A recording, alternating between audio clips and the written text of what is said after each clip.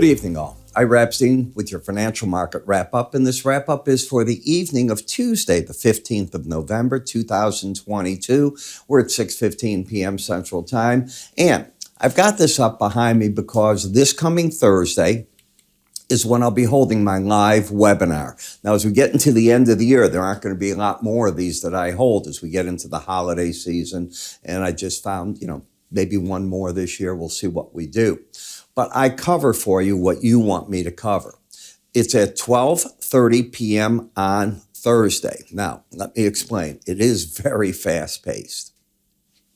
I go through as many questions as I possibly can. People write them during it. And the smart people, if they want me to bring up charts of stocks, ETFs, or spiders, write me ahead of time, and I'll explain how that works. You come up here. If you haven't registered, there's an icon. Just move your cursor up there. You'll see it. You click on it. You fill out the form.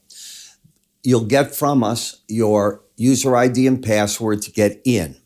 From that, what takes place is in the form that you get, it also allows you to write me back with the markets you want me to cover. I'll create the charts ahead of time, and then I bring them up in the sequence that I set the charting up with, and away we go. As I said, it is fast-paced. We can talk fundamentals. We can talk chart action, individual, spiders, futures, whatever the heck it comes up, you do it. If you have questions, you can always call my staff. They'll work with you again at any point. And this will be up all through the webinar right now. Well, through the wrap-up right now. My mind's on the webinar, and we'll cover that for you. As you know by now, 2 missiles hit Poland. The question is, where did they come from? How do you prove where they come from? Russia denies that they aimed. Key word here. I was reading the Associated Press report. You know how many different news wires I read. And I'm reading that and I'm going, interesting wording. They didn't say they didn't fire the missiles because supposedly Ukraine says 110 missiles were fired at them today, along with 10 Iranian drones. When I look at that, you get that many. Could there be an errant missile or 2? I guess there could be. Who knows where they're getting these missiles from? We know their own armaments have fallen. It's supposedly North Korea sending them things. I wonder how good they are. I do have faith in Iran's drones, believe it or not. I think that they've mastered certain things like that. And that's where I think you're at with it. But so if they can prove with the wreckage that it came from sources that Russia uses to get its missiles, does that mean that NATO now makes the bold move to close down the airspace to Russia in any manner of anything that they fire? And what does that really mean? How do you enforce it? Does that bring everybody closer to war? I don't know, but this can't go on this way. Russia, mistakes or not, can't be allowed to fire any arm that hits a NATO member. End of discussion. They don't have that right. And NATO should strike back and strike back hard. Now, striking back is not military. Striking back will be the steps I just said. Then it takes you even a step closer if Russia says, as they always say, they're not bound by anything. We'll see. The next event of the evening, President Trump. Tonight, we expect that he's going to announce that he's throwing his hat into the ring for candidacy one more time. We've already seen Ken Griffin and others begging him not to, asking him not to. That won't work. Come on. This is Donald Trump. Donald Trump hears one voice, his. And if he thinks this is right, that's what he's going to do. At the very least, it'll be an interesting 2 years leading up to the election, wouldn't you say? So it won't be so boring. All right. Will it hurt the Republican Party? Probably. We saw that they didn't win too much. A lot of people blame Mr. Trump and his backers that ran for the loss for the Republicans. Ken Griffin calls him a 3-time loser. So who the heck knows? His policies are what you got to go by. I'm not convinced the man is what we're at right now. And that's going to be the big question. A lot of people have feelings about the man that are very strong and negative, but not a lot of Republicans don't like his policies. They loved the policies. That's just the reality of the situation. Okay, so now where are we? Well, let's go to the marketplace. The market got over the 18-week average, and it's uncommon that it doesn't come back and challenge it a little bit. Normally, you'll come down, you hit it, you bounce, you play around. So I'm still looking for that. How far can this rally go is the big question. Today, we saw PPI numbers that came in starting to roll. Now, remember, those are wholesale numbers, and the beauty of that is when they weaken, well, the wholesaler adds on whatever his price is going to be, and you go. There's a big negative still in all this. The increases aren't as much, but they're still increases. You do understand that. I read today that New York City is putting through for cabs a 23% metered increase. That does not include surcharges. So when I fly to New York, I'm trying to figure out what's it going to cost me to get from the airport to Midtown, say, example. I'm guessing it's going to be $150. It's like an airfare by itself.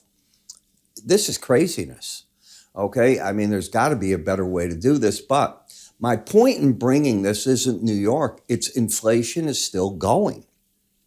And the rate of increases we're seeing when you get an everyday cab metered fare going up 23%, I think that's big.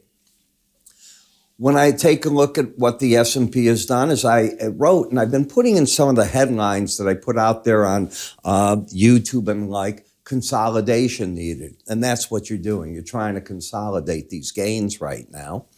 You do have a pattern of higher lows, higher highs. There'll be a warning sign if you take out the lows of today, Tuesday. If that's taken out with an outside day up, unless you immediately get back over 40.17.5, the odds would favor that the market wants to slip back a little bit. It's a warning sign if that occurs. Where could it carry you? Well, certainly to the 100-day average, but from where that's at, just understand. Today's low was 39.60. That's still 37 points lower. That's a big move. If it kept dropping, obviously the 18-day average comes into play. The resistance, very clear, the Bollinger Band, and momentum, you're overbought as can be. If you were next to me, I couldn't possibly tell you, hey, you buy an overbought condition at a Bollinger Band. No. When I come to the micro mini NASDAQ, you're at key resistance. You hit the combination that I so often teach, and I teach this in my courses. When you hit these two numbers, professional money, a lot of them, remember, they pre-program what they're doing and so on, and they'll go, hey, that combination's too lethal, time to take money off the table. How much? Everybody trades a little different. From the way I teach, everything. In the micro mini Dow, this is the strongest of the indices. It's had the embedded reading. If the market loses that embedded reading, it's only at an 80.61. Any reading under 79 says the price and the 18-day average should make a run at each other. Now, we had a bullish crossover in this market. And if we step back with each other, did it go up and make a new high or not? This has been the high that you got so far. I think you'd agree, 33,986. You then slipped back. Now you got to 34,027. What did I tell you when you get a crossover? You normally go up and make a high.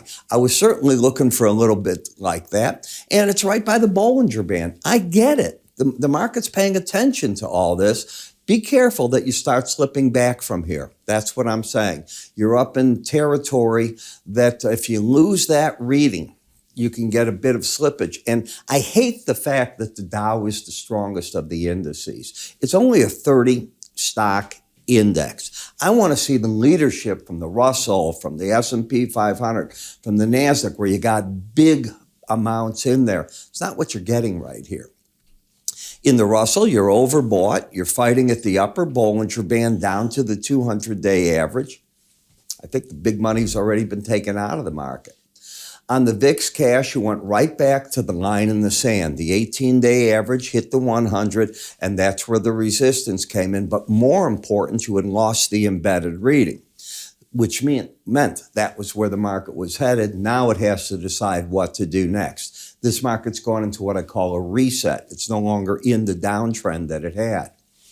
In the bond market, bonds notes, they're all saying, in some manner or other, at this point, the thinking is that from, let's call it the 20-year out, maybe markets have seen their peak. in those interest rate areas. 10 years, that's still a question. People are questioning just what the Fed will do. My guess is the 10-year also is fighting and saying it's not going back under these lows unless some event that we don't see is happening. But I'd give up on that for the 5, the 2, and the others. You can still be affected in a big way by Fed actions. In the dollar index, you've latched on to the lower Bollinger Band. You're riding it down. You're trying to embed. Have we succeeded? Well, day 1 was today with both numbers under 20.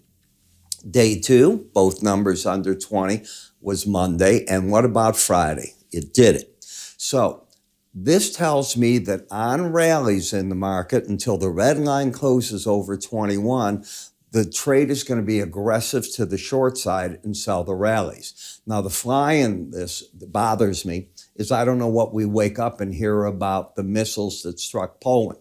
There is no way we're all going to war with Russia right away, but what do they do about it? Does that give any form of a bid to the dollar? And that might be what you have to sell into in order to see how the trade holds up. At the same time, the euro is losing the upside momentum, and if it gets the red line under 79, it's time to be out of that. It hasn't done it yet. So until it does it, it's a buy on these pullbacks. So you're using these breaks in the euro to buy and selling in the dollar. Do you do both of them? No. You choose one or the other. 40% of the dollar index is made up of the euro. Remember that. In the British pound, not tomorrow, the day after, we're going to hear the plan that they're coming up with for the budget. To me, it's like going through an FOMC report, the Fed report. I wouldn't touch that with a 10-foot pole. The market likes what it's seeing, but we'll see just what it means. Is the plan going to be accepted? Where do they go? Look at this difference from getting here. You were talking parity just back before October began, and you have rallied back off these lows around 103, back up tonight to 118. I mean, it's a dramatic shift. Obviously, the PM mistrust, one of the shortest PMs of all times in British history. Now, we seem to be trying to stabilize in Bitcoin and some of the others. The problem is smart money. If you guys are smart, you pull your money out of these crypto exchanges. You get your coins and you got to hold them on your own in a wallet right now. You don't know what the next shoe is. You don't know which company's the next one that all of a sudden you wake up and a run began. I've seen these things happen. And these guys are not, none of them, they're not protected by anything. I don't even know if their books are real. Okay, I'm not saying they're not real. Please listen to what I'm saying. I'm not accusing anybody. I don't know. And if I don't know, and you're watching FTX go, and now we're looking at 2 others that there's talk of this happening, the runs have begun, I'd be very careful if I were you. You're warned. I didn't say you have to sell your coins. I said have complete control of them.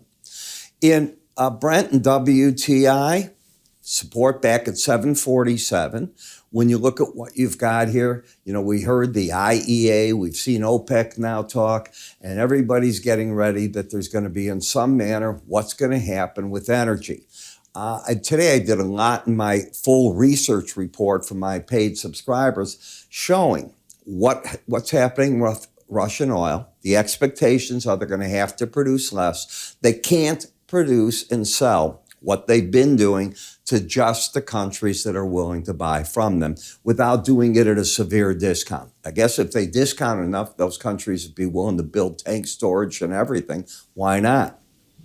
But you've only got a few countries that'll do it. And as we get into December, remember, Northern Europe and other areas, those sanctions are going to hit, so it's going to be even less that's going to be shipped there. Pay attention to that. It's important. And that's probably what's weighing on the energy markets right now.